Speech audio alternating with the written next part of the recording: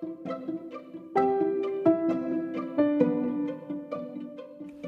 is the Milo Sweet Podcast, where you'll learn to get unstuck. Start now.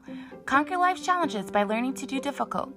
Find quick and clever ways to overcome. Wait, did you think life was going to be easy?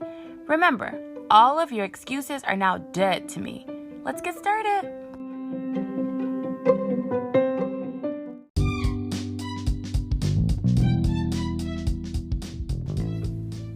Guess what time it is? It's time for you to hit the subscribe button and find just 1% that you think will benefit from this. But if you're feeling a little generous, right? Or you're super free with your time right now, probably doing nothing because you're listening to this. Well, maybe if you're doing something, actually just make yourself free right now. Hit subscribe. What are you waiting for? Hit it. Come on. Hit subscribe. Welcome to the Milo Sweet Podcast. Thank you so much, Kiana, for being here. Can you tell me a little bit about yourself? Yeah, thanks, Milo, for having me on here. And it's good to have another Business Boutique Academy friend that I can connect with. Whoop, whoop. So I'm currently in Orlando, Florida. My husband and I have been here for a few years now. He's actually from Portland, Oregon. So every now and then I get to explore the West Coast. But I am an East Coaster all the way, and I'm just really excited to talk to you and your listeners about some of the things that I've overcome in the workplace and just have an open conversation about it. I'm an open book. All right, let's go. Okay, first, what do you mean by workplace? Where do you work? And what's the premise of what you've learned? What do you mean by overcome? Yeah, so for about the last 9 years, I've been postgraduate from college. So, typically after you graduate college, you have a job lined up. Well, for me, I had to overcome the first obstacle after college, which was rediscovering what I was meant to do. I actually majored in something that I knew I wasn't passionate about. I was working in hospitality management, so naturally, I felt like I should major in something along those lines, which I did. But I knew that in my heart of hearts, I was called to be a marketer for this first wave of my career. So that was the first obstacle that I had to overcome, was graduating college and looking for a job completely in a different field from what I had just studied. Thankfully, I was able to get connected with some people through networking and was able to land a pretty good job in an entry-level position for marketing for PepsiCo. So that was about 7 years ago when that happened. So about 2 years, I was looking for an opportunity, picking up some odd jobs here and there with marketing, but really didn't land anything concrete until about 7 years ago. So, now after having about 7 years as a marketer and working in this career, I've definitely explored all the options of different types of industries to work in, but I've landed most recently in a technology company called Power DMS, and we handle policy management for all types of industries through our cloud-based solution. Oh, I've never heard of that. Yeah, it's pretty cool. I was looking recently last summer for a new opportunity, and I was always curious about working in technology, especially in a SaaS-based company, software as a service.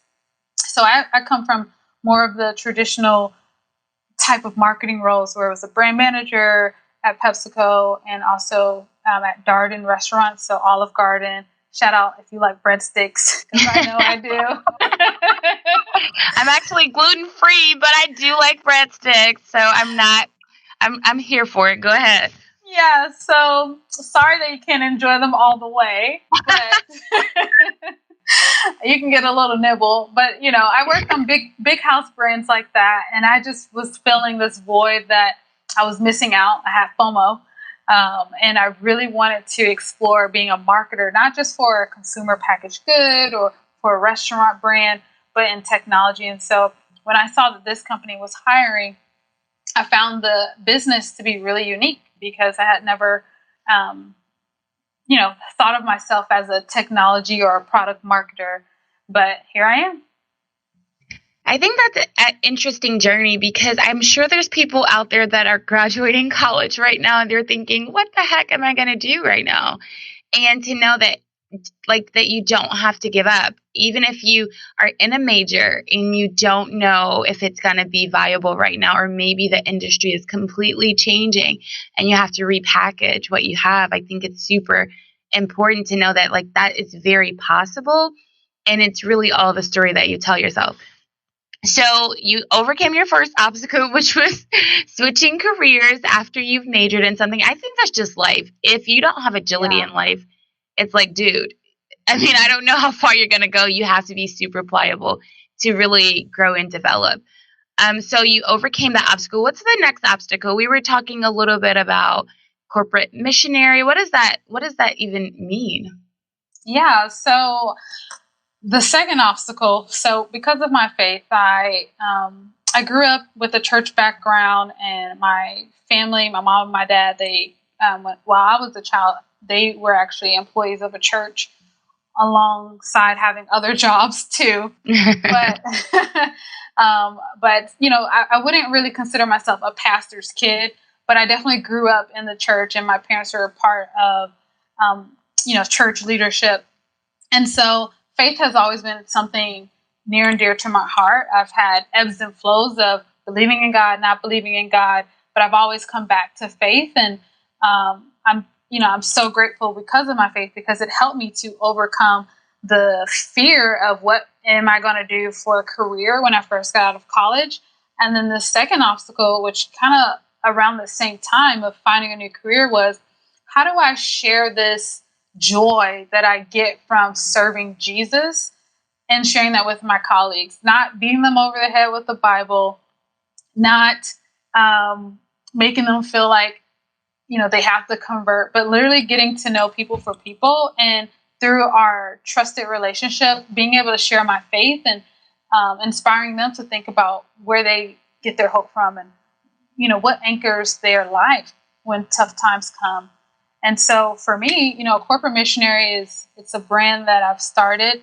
My husband and I were launching pretty soon here the book this summer, which will talk about my journey as a corporate missionary, which is anyone who is a believer of Jesus Christ who shares their faith at work. Because with Corporate Missionary in the book, what we talk about is how all Christians of all walks of life, whether you're senior within your role or whether you're just starting out in your career, God has called us all to share our faith with those around us. And so that first starts by building a relationship, and that's what a corporate missionary does. So you're using your workspace and using the friendships that you've built amongst your colleagues to share your personal testimony and experience with Jesus with them. So you went out for just a second. I didn't hear the last part. So corporate missionary is essentially anyone who is a believer of Jesus Christ and uses their platform at work, whether you're at the top of the list as a CEO all the way down to someone who's just starting out in their career. A corporate missionary is anyone who uses that platform at work to share the gospel and their personal experience and faith about Jesus Christ with their colleagues. So I have so many questions after you saying that. I'm trying to figure out which one is the most important one. I don't know. So first, I feel like it takes some guts to just even own that you want to talk about Jesus outside of just your brain. I know that sounds really crazy, but I think that can be one hurdle to overcome. And I think the second one is to figure out the intensity or degree. So how does one just even start to be honest or discover that it's okay to talk about Jesus at work? I think you set a good precedent or premise. It's just that first it's about building a relationship and trust. And that's how all business works. You get someone's attention, and then first, once with that attention, you say, hey, you can trust me that I value you and I'm taking this time to really, not look at your attention as something that's not worthy or that's worthless. So you're building trust. It's on the premise of a relationship. We're not nagging anyone or forcing Jesus down their throat. how do you get the confidence, or even like, what is that process of discovering, I want to talk to people about this when the timing permits? And then if timing permits, what is that? How do you seize that opportunity or identify that window? Yeah, that's a really great question. And that's something that my husband and I, we get asked a lot. We lead a small life group with some college students at our church here in Orlando. And we've also led life groups with just normal working adults as well. And that's like the one question that keeps coming up at the end, right when you're about to close, and you're giving people their homework for the week, and you're like, who are you going to pray for this week? And then people are like, I'm going to pray for my colleagues. And then you ask them that follow-up question, but will you share the gospel? And they're like, how do I do it? Like, yeah. Yeah. We get that question all the time. And, it's a very simple answer. First, you need to pray. Like, you cannot just go out there all willy-nilly and start sharing your faith. And like, you can, don't get me wrong, but there needs to be wisdom backed behind it. And prayer can definitely give you that wisdom that you need to approach someone that you have built a friendship with at work. So for me, an example, when I first started sharing my faith at work, I was always praying. I'd be like, Lord, help me to overcome this obstacle of fear. Lord, help me to overcome this obstacle of this person doesn't look like me. Right. Me being a Black woman growing up in the South, and a lot of my colleagues being from New York or from Chicago and all over the world with different ethnicities, I was placed in a role where everyone looked different than me. And so I was like, help me to overcome just my fear of feeling like, will they accept this information from me because I don't look like them. But here's the beauty of it. That foundation gets started upon prayer. So whether you want to share your faith with your boss or just a friend at work, it always starts with prayer for me. And it's given me the wisdom to understand what I need to say. Not these long drawn out prayers. It's just a simple, God, be with me when I have this conversation with my friend. God, be with me when I have this conversation with my colleague. Give me your words to say. And those simple kind of, as I call it, Hail Mary prayers, if you're a football fan, just throwing it up. We're gonna make this work. But wait, are you a Tampa Bay fan? Please. I mean, I am very close to Tampa, so I naturally am a new Tom Brady friend. Yes, I am. I've always been a Tom. I don't know. I don't want to get into this here. I'm losing. I'll probably be losing listeners by confessing my love for Tom Brady. I'm sorry. Like, in a fan way. Let me make that clear. I'm like, not in a just in a performance way. Like, I do. But, then we'll get into the cheating scale. We're not here for that. So I don't want to mix cheating with Jesus. We've forgiven Tom for whatever he may or may not have done. But here in Florida, he has a clean slate with us. Oh my gosh. Okay, we'll talk about the Buccaneers on another episode. All right. So we are bonding. I'm here for this Business Boutique Buccaneers. All right. So I think I didn't let you finish. If you have any other thoughts on that phrase or topic, you can let me know. And then I do have a follow-up question for you. Yeah. So just to add, on top of allowing prayer being the first thing that you do before sharing your faith, the second thing is to ask open-ended questions about your colleagues. It doesn't necessarily have to revolve around faith at first, but get to know them. Like, what gives you peace, especially if you're working on the same project together. So you're already in the know about what struggles or challenges they may face at work. And they may even start to open up to you about things that might happen outside of work. But being a corporate missionary revolves around not only just praying and asking God for those opportunities to share, but then also looking at your conversations as the framework for asking open-ended questions to learn more about them. So that then as you build this trust and you build this relationship over time, you have a context around who this person is, their ideals, what they're thinking, and then being able to insert Jesus, as I say, throughout the book, probably way too much, but insert Jesus into that conversation. Maybe they're having a struggle with another colleague. You're able to help them see how you were able to, use your faith to resolve conflict because you are using the foundation of biblical principles to look at others and, yes, still own up to whatever, someone may have done and be able to talk through it with them very boldly and bluntly, but also giving people grace because we're all sinners. And so being able to maybe share a personal experience about how you resolve conflict according to your faith may help you to end up sharing more about your faith with that same colleague who's struggling now later on. I think that's super interesting because, I mean, I'm not going to lie. Like, I don't know if you can tell by the way I do this podcast, I do a lot of things organically. So, I think I have experienced, usually if someone doesn't ask me, I don't mention my faith unless it's just crying out, like there's times where someone like really needs help. But if they ask, I feel like you ask so I can answer that. But there has been a lot of rejection with that, or even just maybe a huge labeling. Like even now, the labels you get for saying, "Hey, I love Jesus." What advice do you have for people out there that's saying, "Hey, I want to do all that, but how do I deal with the backlash from that?" Yeah, that was one of my obstacles that I too had to overcome was, what if people flat out tell me, no, don't talk to me about Jesus?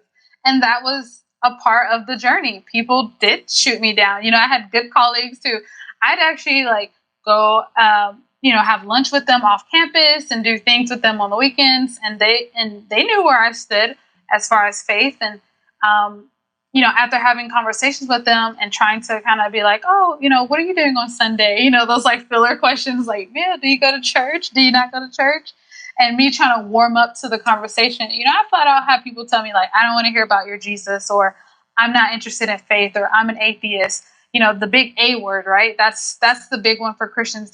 For many Christians who may not have shared their faith before, they're like, well, what if they tell me that? Or what if they tell me they're a part of some other religion? How do I continue to, move forward and look for another opportunity?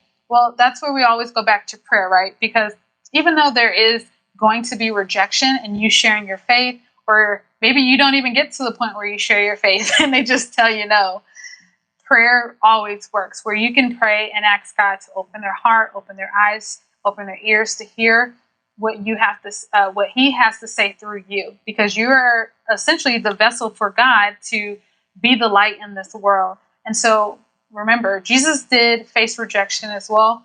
And I know I can't compare our rejection of a no or an unanswered text message to the crucifixion of Jesus. But there is some similarities in how we can approach rejection like Jesus did.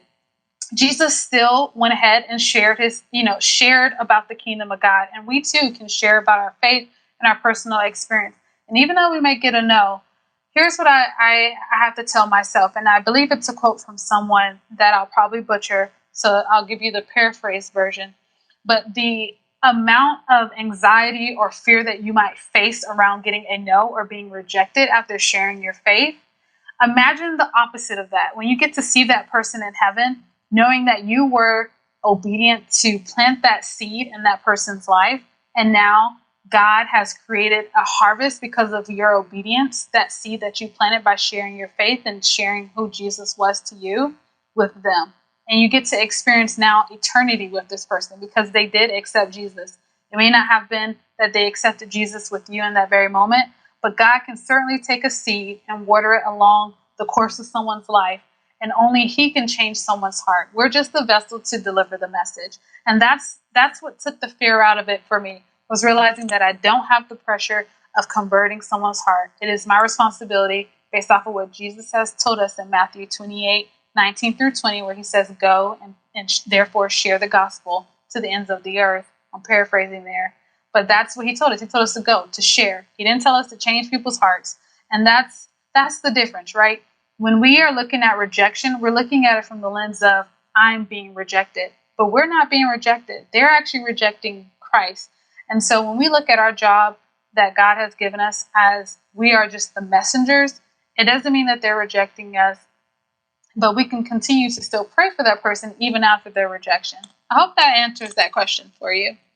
I think it does. I also think it brings up just an interesting conversation in general, is that having perspective in the workplace is super, super important. And creating a platform where all people can say how they feel and think about something. Because sometimes I feel that we just have it one way. That if you think that, then if you love Jesus, then that means you believe this is this and this. And it's like, that's not necessarily true. And that's a blanket statement. And the same is for someone else. Maybe they're saying no because they're not ready, or maybe it's just meant for you to put the seed there and someone else will water it.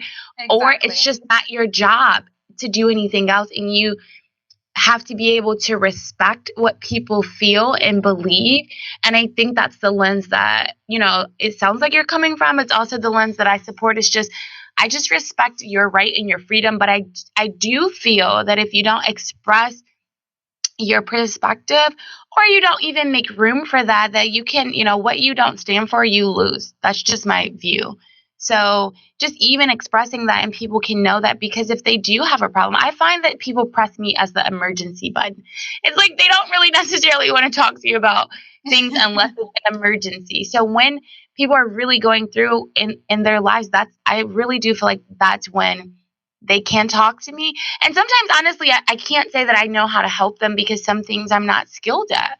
But I think I love what you're saying. Is just, it doesn't, it's almost like if you went and majored in something else besides, like, let's say you finished your major in hospitality management and you went into that, and then all of a sudden you remember you had a friend in marketing and you reached out to them, and it's just that you knew that they said, I do marketing. Mm-hmm. So it's just like that when you're saying, hey, I love Jesus. And it's for that person to know that, because there may be a moment where they identify, hey, I need to talk to someone in the area to help me. And I know someone that has valued me and made me feel loved or respected or cared for, or whatever that is, right? And they can help me. And I think that is super important. Now, there's something you brought up that I thought was really interesting, was you and your husband are doing that together. Explain, like, how does a couple work together on a goal or a business goal? I just find that really fascinating in general. Yeah, so my husband and I, we have a really cool system when it comes to Corporate Missionary, the business. So although I did write the book, because the book is primarily revolving around my personal experience in corporate America, when I felt this call to start the organization Corporate Missionary, I knew that I couldn't do it alone. And so I was like, oh, I have a business person baked into my life, my husband. So, I mean, I'm not going to lie. It was a little bit like pulling teeth with him, only because it's not his dream, right? It's not something that he necessarily feels like God is calling him to do, like the call in his life, but he's supportive. And the things that he's done to help me just get this off of the ground is obviously, like, I need a finance person. So when it comes to budgeting, I'm like, hey, babe, can you tell me if I have money to buy, this microphone for a podcast? And he's like, let me look. And, he does the calculations and stuff. So he's definitely helpful in that regard. But he's also my prayer partner. Beyond all of the other things that he has done, like help me edit the book and help me edit copy. I didn't even know this man could edit things. Like, he's an educator. He works with students all day. And he's also a basketball coach. I didn't realize that he had different layers to him as far as like different gifts and talents. And that's only just been revealed through us working together for Corporate Missionary. Wow. So how would how does a couple start that journey? Is it a conversation? Because I do think it's important. I love that you said you had to pull teeth, because sometimes the truth is, as in a marriage, you don't always value what attracts you to that person. Might not be exactly what you're into or what your gift is. So it's an interesting dynamic when you start to work together, right? Like, my husband is into things that I'm like, oh my God, I don't want to watch this. Or I just don't care. Mm-hmm. And if I told him, like, I'm super into learning how, like, I don't know, it's super boring to him. I'm like, we could talk about quizzes all day long and how you interpret data. And he's like, are you kidding me? Like, I'm like, I feel like ESPN is how we merge. Like, that's how we sit and melt and bond together. Besides, like, the Bible. But, how do you I guess, stay the course? Or is there any tip that you would give to say, hey, how do you begin that? Because you are coming from different, there's couples that are not, but in most partnerships, you are coming with different skills and maybe different angles and different interests, and you're trying to figure out how to be on the same path together. Mm-hmm.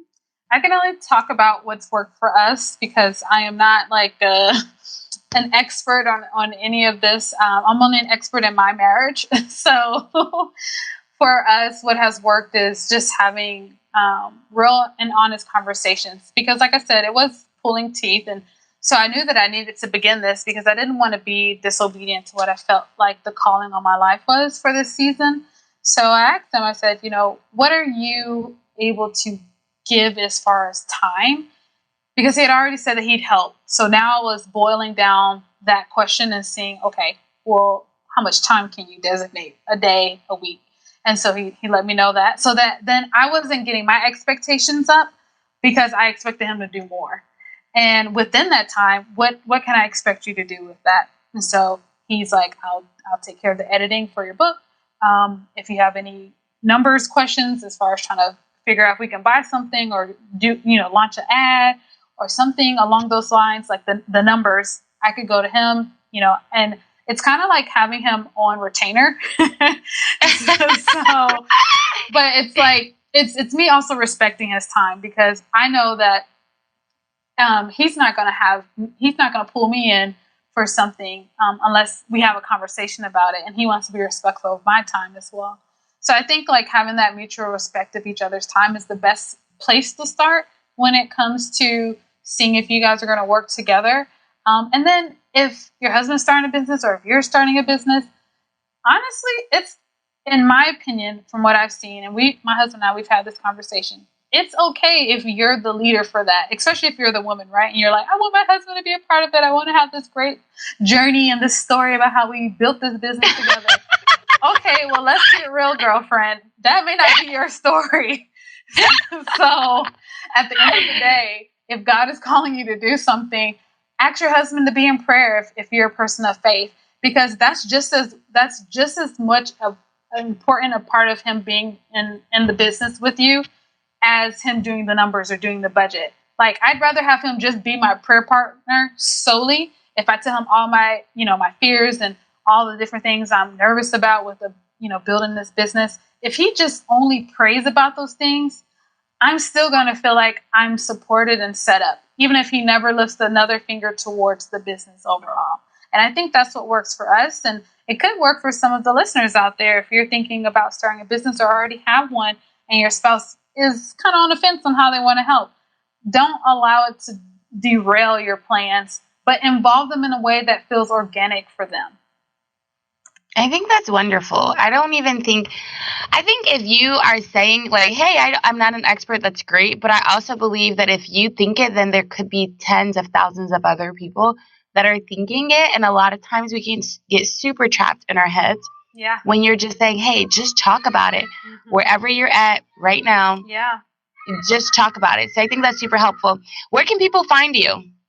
So I will be launching our podcast for Corporate Missionary on June 1st. But for now, you can find us online on our website at corporatemissionary.org.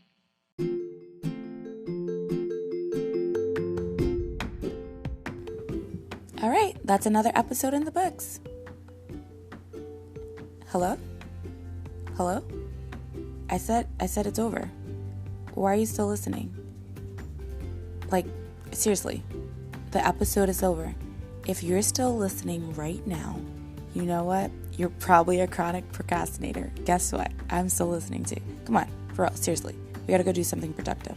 No, like for real. No, for real. Okay, you can keep listening.